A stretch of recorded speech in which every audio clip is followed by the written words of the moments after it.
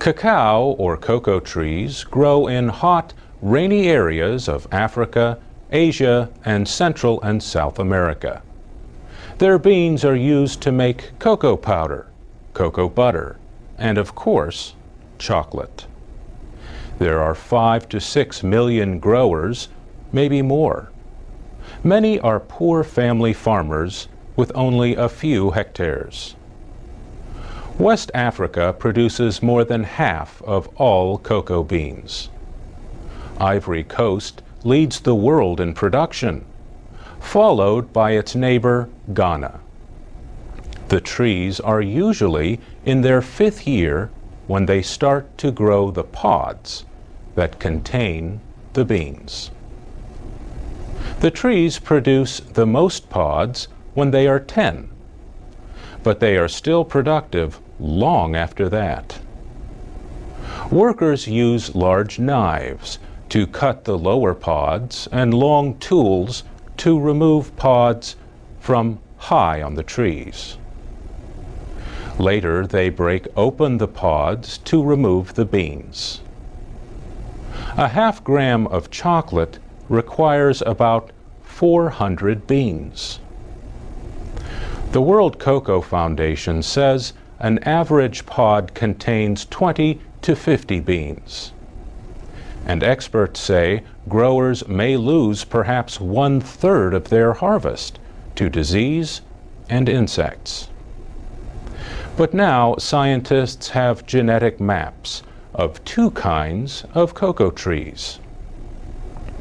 These genomes are mostly complete and could lead scientists to new ways to increase production and prevent disease. Mapping genes is the first step to understanding an organism. Next comes learning the job of each gene. The American food company Mars took the lead in paying for mapping the genes of the Forastero cocoa tree.